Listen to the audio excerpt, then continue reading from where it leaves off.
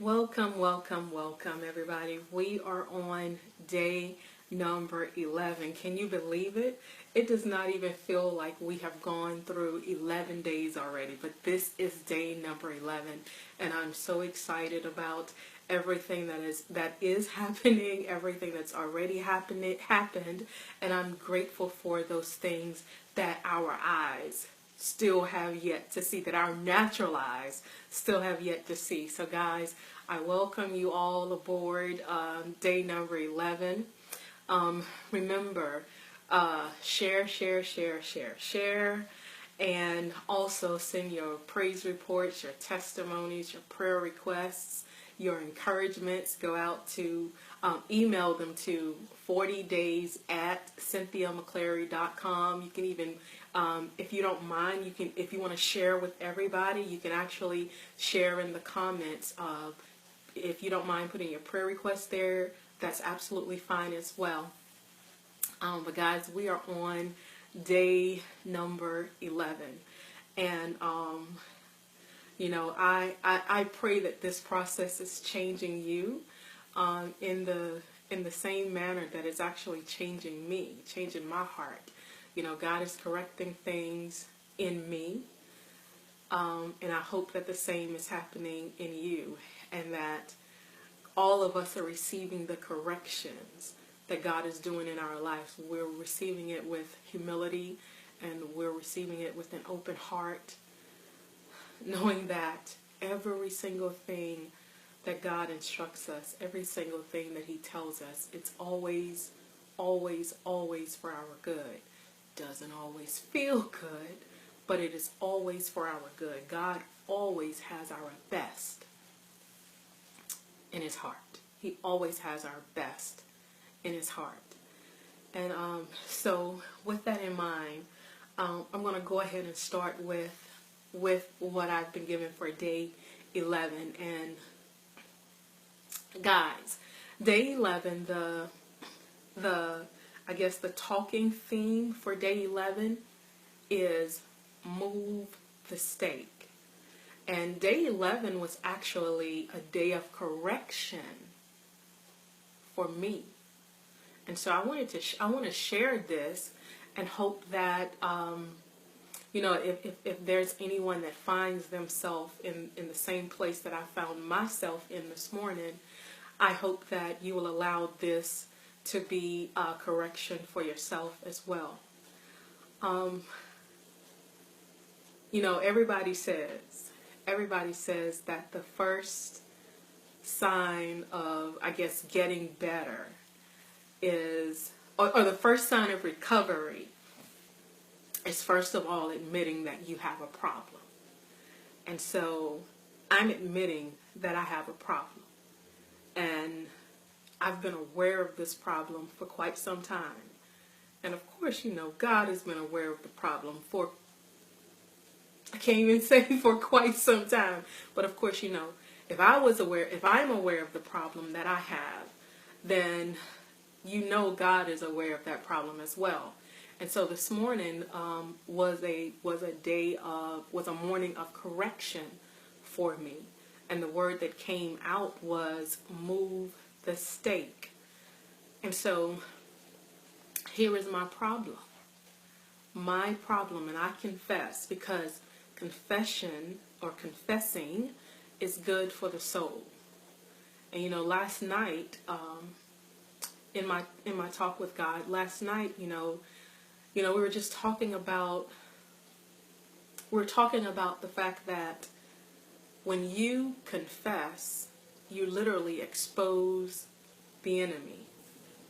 When you confess, you expose the enemy. And I think we talked a little bit about that earlier on another day. But last night, that's what we were talking about. When you confess your weaknesses, when you confess what's truly going on, what's really happening, you expose the enemy. The enemy hides and doesn't like to be exposed, but your voice exposes him. And so this is my confession. And I hope that as you're listening, that you hear you in this. And we can all just be strengthened and grow stronger together. Okay, so here's my confession. My confession is, I don't mind carrying other people. I don't mind carrying other people. I don't mind praying for other people. I don't mind it. Because I feel like that is the thing that I'm supposed to do. And I know that God is pleased with that. And at the same time, while I don't mind praying and doing whatever I can do for other people, there is a real important person in the process that I allow to go lacking. And sometimes I consider it robbery, for lack of a better word. Sometimes I consider it robbery to do those same things for myself. And while it is so okay to put the needs of everybody else before your own needs, God says we are to esteem others above ourselves. We are to esteem others better than ourselves. However, in the process, God still desires for us to take care of ourselves. And before I move all the way into today, I want to back up a little bit and tell you what happened on the night of day number 8. On the night of day number 8, I literally saw a vision. And in that vision, it was like a field. Like a field. But the field didn't have crops in it. Instead of the field having crops in it, what I saw getting up was I saw men getting up out of the ground. And they were standing up. And these weren't just men standing up, but these were men who were standing up. And their hands were bent down, like they were bent down as if they were pulling something else up. And they were pulling their wives up. So these were men who were getting up. And they were in turn reaching back. And they were pulling their wives up. And I heard God say that these are the dry bones. And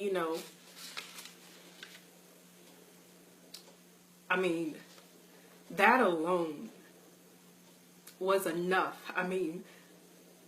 Like if God never spoke another word, I promise you that just for that, just to know that there are men who are standing up.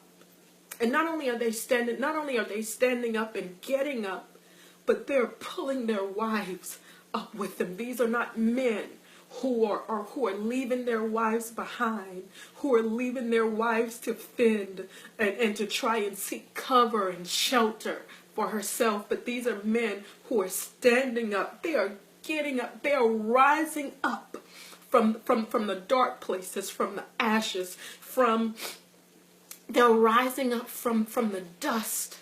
They're rising up. And they're bringing their wives with them.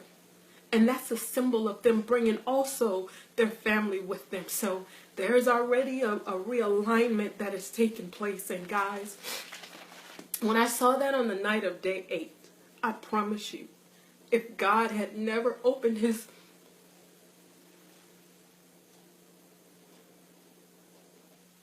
If God had never spoken anything else to me, I would have been fine. Just with that. Just knowing that that process is taking place in somebody else's life. That promise, that realignment, that shifting and that transformation is going on in somebody else's life. And so I was done. And literally, if God had never opened his mouth again, I would be okay. as I stood there, I heard the Spirit of the Lord say, wait and see what he has to say to you. And I shouldn't say that it baffled me, but it did baffle me, because this isn't about me. I'm not doing this for me.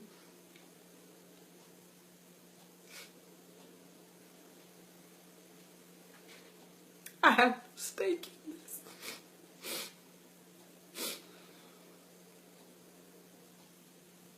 Other than to see God do in marriage and family what he desires to do in it. Other than that, I have no stake in it.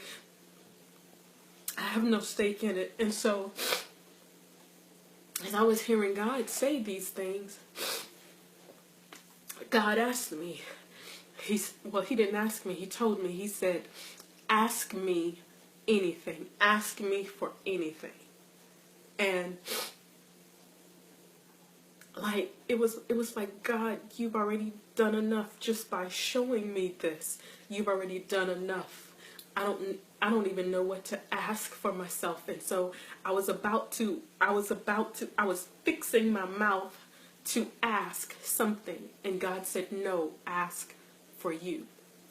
Ask for you. Don't ask for nobody else. I want you to ask for you. And so that's what I did on the night of day 8. I am so sorry. No, because I didn't mean to cry, but I knew this was going to happen. And so, anyway, this morning, so we reveled and celebrated. Sorry about that. We reveled and celebrated the night of day 8. And so this morning, in prayer, and God just started, just showing me different things about marriage and family, and how the process has already started. How the process has already started. And, again, I said, God, not that that is enough, but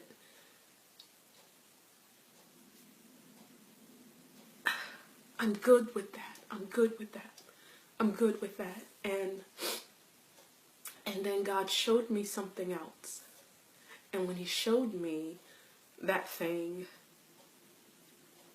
it brought me to my knees.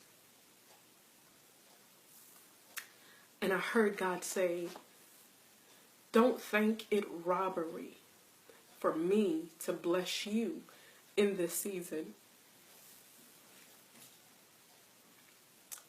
And this is my confession. Because God had to correct me. Because I did think it robbery in some way for God to bless me in this season. And so that was one of the things that God said. He says, don't think it robbery. And this is my confession. I have a hard time receiving. I don't have a problem giving, but I have a hard time receiving. Can you believe I'm saying this to everybody? I have a hard time receiving. I do. I struggle with receiving. I do. I struggle with receiving. I'd rather give. And I'm comfortable giving. Even if it's my last,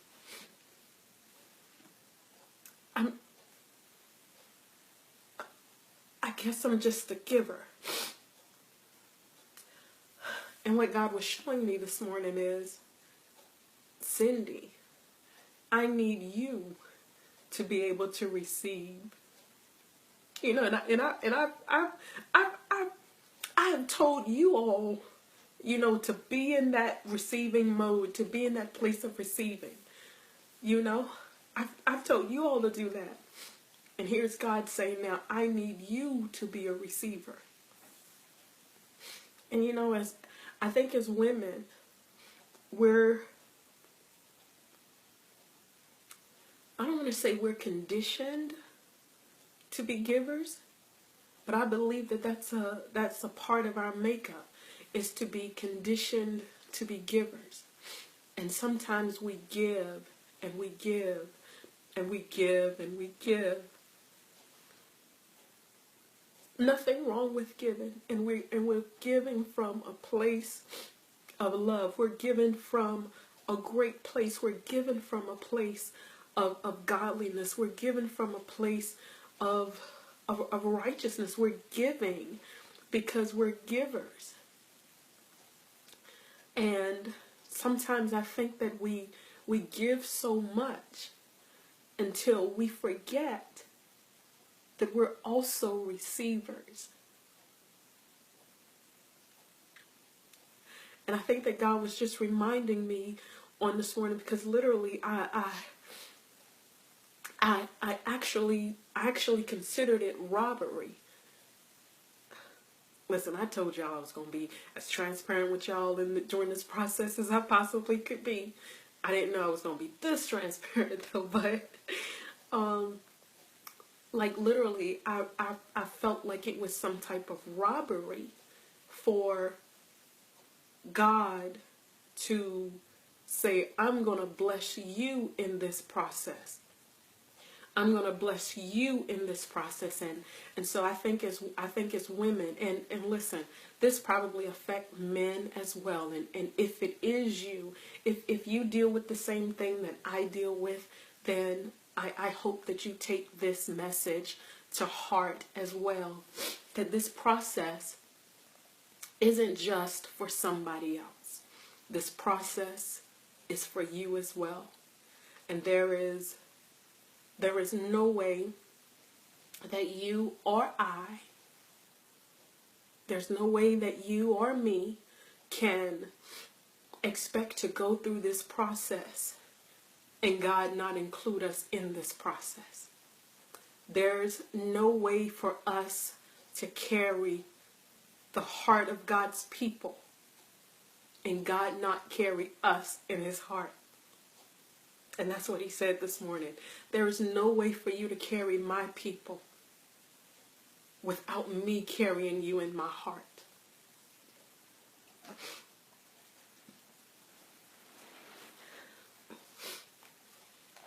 And so I am praying. I am going to learn to receive. I am learning to receive. I'm learning how to receive starting right now. I'm learning how to receive, and for all of us that's praying in this process, y'all pray for your girl. Please pray for your girl. Pray for all of us in this process. And when God said move the stake, God is talking about God wants to send blessings that we don't have room enough to receive. He wants to send blessings that's going to cause the vats of our storehouses, that's going to cause our storehouses to run over. And God is saying, do you think that I'm going to bless? You know, you're blessing my house, and you can't bless my house without me blessing your house. Now, what I need you to do is I need you to allow me to bless your house. Isn't that crazy? That God would have to say to me, I need you to allow me to bless your house. Well, how do I allow God to bless my house? He gave me this, Isaiah 54:2.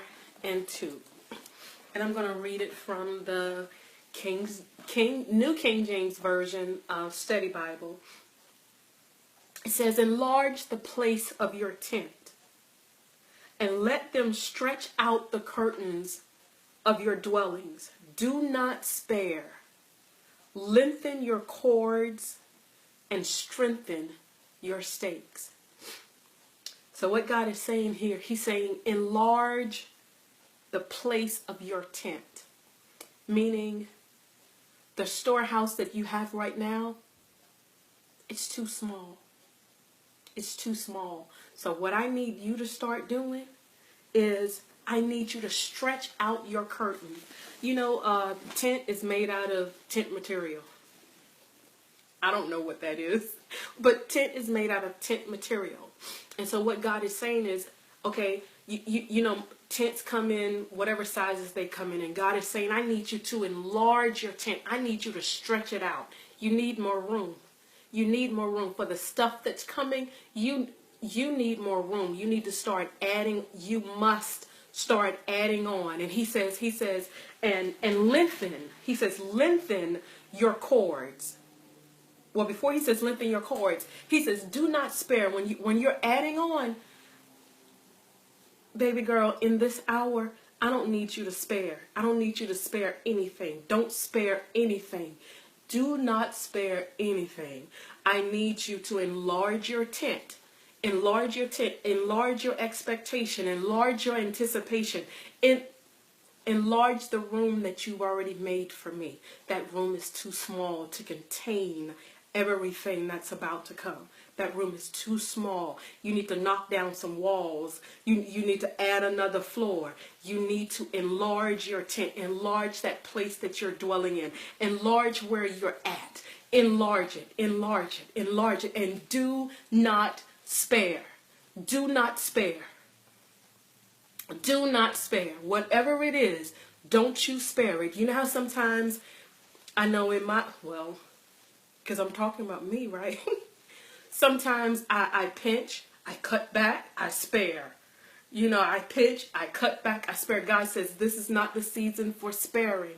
He says, do not spare. Add some more material to that tent. It's not large enough. Go get a seamstress, make a seam, add some more fabric to it, because I need this tent must be large. You have to enlarge it. Enlarge it, enlarge it. And when you think that it's big enough, then you keep on expanding. Do not spare. And he says, lengthen your cords. You know, there are cords that hold up a regular tent. There's some type of cord or something inside that hold them up. Well, whenever you expand your tent, you also got to expand the structure, the support of your tent.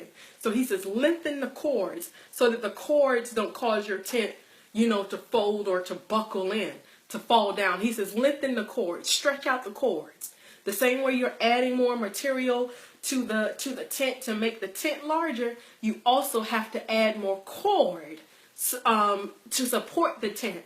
And then he says, and strengthen your stakes. See, it's the stakes in the ground that holds the cords, that hold the tent. He says, strengthen them. And in order to strengthen your stakes, in order to lengthen your cord, you've got to move your stakes. See, the original place where your tent was and where the stakes were for that tent, he says you've got to take those stakes up, and you've got to even increase the distance. You've got to move the stakes. You've got to move the stake. So guys, that's what I'm doing today. I'm moving the stake, and that's what I'm going to be doing for the next 40 days. Listen.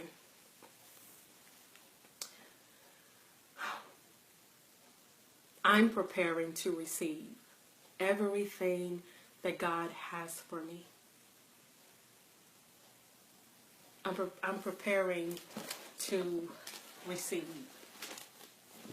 And as I receive, I've promised God that I will not think it robbery. Because the blessings of God, not only are they big enough to cover your house, your family, your marriage, your life, but the blessings of God, they're big enough to cover my house. And so day 11 was a gut check day for me. Guys, please pray for me during this process. Please pray for me that I don't quit, that I don't back down, that I don't take a second seat, that I don't move from the place that God has put me in, except to expand my tent, except to move the stake in preparation, in anticipation, in expectation of all that God is doing in your life and in all that God is doing in my life. You know, Ephesians 3:20 says, God will do exceedingly abundantly above all that you could ever ask, think, or imagine, according to the faith that is at work in you. Guys, I pray that my faith does not falter. I pray that my faith does not weaken. I pray that my faith expands right along with my tent,